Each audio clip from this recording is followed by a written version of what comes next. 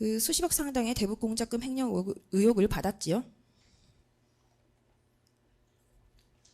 의혹을 받은 게 아니라 제가 차장이 되고 고위직으로 승진하니까 투서가 있었던 걸로 알고 있습니다. 그런 의혹을 받은 바가 있는 거죠. 그러니까. 네, 그러네요, 그럼요.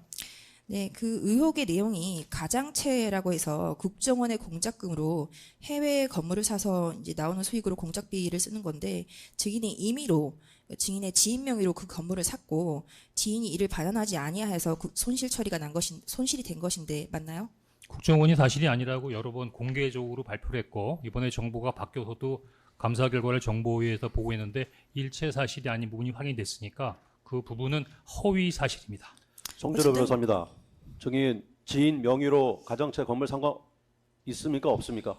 그 부분에 대해서는 위증하시면 처벌받습니다. 정확히 얘기하십시오. 지금 방금 뭐라고 하셨죠? 증인 명의로 네. 지인 명의로 건물 산 적 있습니까 없습니까? 국정원 돈으로.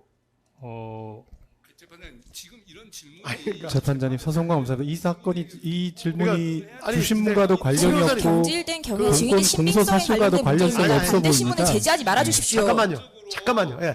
그 질문하시는 거는 계속 질문하시게 할 텐데, 아니 저는 송 변호사님이 갑자기 또 급발진하시는 것 같아가지고 지금 증인 입장에서는 이 부분에 대해서 이게 되게 본인의 명예랑도 관련된 문제라서 아까 분명히 본인 진술로 이 부분에 대해서는 사실이 아닌 걸로 뭐 확인이 됐다 그런 취지로 말씀을 하셨고 그 부분에 대해서 뭔가 관련이 있는 거를 물어보실 거면 조금 더 뭐 정확한 뭐를 가지고 말씀을 하시는 게 바람직하지 않을까 싶어요. 그러니까 무조건 어느 부분만 딱 뜯어내갖고 이런 사실이 있습니까 없습니까 뭐 처벌받습니다 이렇게 얘기하시면은 증인 입장에서도 아이고 이거 그 부분만 딱 떼내가지고 얘기하면은 이게 뭔 얘기인지 알고 또 그러겠어요. 그러니까 그런 부분은 조금 부드럽게 질문을 해주십시오. 아시겠죠? 예. 네, 재판장님 지금- 서성광 검사입니다. 예. 이 부분에 대해서는 말씀을 안 드릴 수 없는 게 뭐 질문을 가급적 저희도 폭넓게 관련성이 있다라고 이제 인정을 하고 지금 뭐 적절한 이의 제기하지 않았는데요.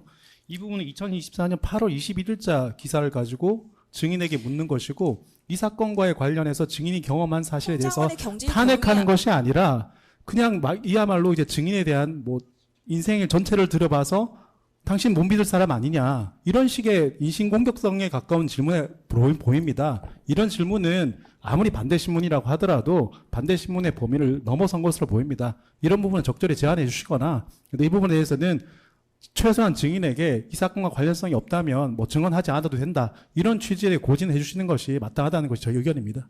알겠습니다. 예. 증인께서는 언제든지 본인의 형사처벌과 관련된 내용에 대해서는 증언 거부할 수 있습니다. 그리고 그 변호인께서도 물어보실 때 그런 점을 좀 염두에 두고 물어봐 주시죠. 예. 왜냐하면 중계까지 되고 있는데 갑자기 막 뭐 이런 사실이 있습니까 없습니까? 그러면 증인 입장에서도 잠깐만요. 이 사건은 그럴 수가 홍장원 증인의 메모와 각종군의 증언에 의하여 대통령이 탄핵이 되었고 대통령이 내란 우두머리 사건으로 재판을 받고 있습니다. 그런데 그 지금 홍장원의 증언의 신빙성에 대해서 다투고 있는데 홍장원이 왜 이런 그 진술들을 하였는지 여부에 대해서 다투는데 이런 내러티브가 필요한 것이라서 반대 신문을 준비한 것이고 그 부분에 대해서 특검이 이를 제기하거나 반대 신문을 제지할 권한은 없는 것 같습니다. 일단은 김계리 변호사님께서 오해하시는 게 증인문을 지금 못하게 한 적 한 번도 없어요.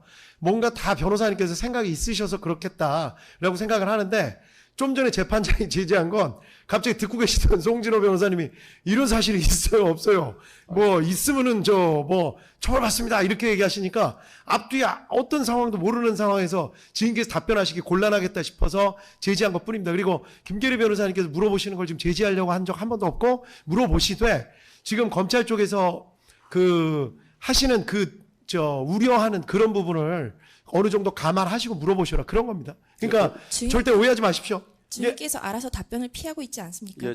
국정원에서 경질된 사유에 관련돼서도 탄핵 사유로서 반드시 질문을 해야 됩니다. 저는 한 가지만 질문하겠습니다. 지인 명의로 가장채 구입한 적이 있으십니까 없으십니까? 뭐 다 곤란하시면 제 명의로. 아니요. 증인의 지인 명의로 그거 답변 안 하셔도 돼요. 아니요. 제가 없습니까? 보기에는 의도가 있어 얘기하는 건데 그게 어떤 거와 관련된 사항입니까? 아니 그러니까 있습니까 없습니까? 그러니까 답변 안 하셔도 돼요. 관련된 사항인지 알아야 제가 답변을 할 거 아닙니까? 아니 그러니까 그것만 확인해 주시면 됩니다. 이 기사에 나와 있는 내용이 사실입니까 아닙니까? MBN에 나온 기사와 노컷뉴스는 오버라고 말씀드렸고요. 예, 그러면 지인 명의로 가장채를 산 적이 없다 이렇게 이해해도 되겠습니까? 뭐와 관련된 부분에 대한 내용입니까? 그러니까 답변을 하십시오. 거기에 그런 내용이 있습니까? 예. 네. 국정원에다 물어보세요. 그럼 전 전직 직원이니까.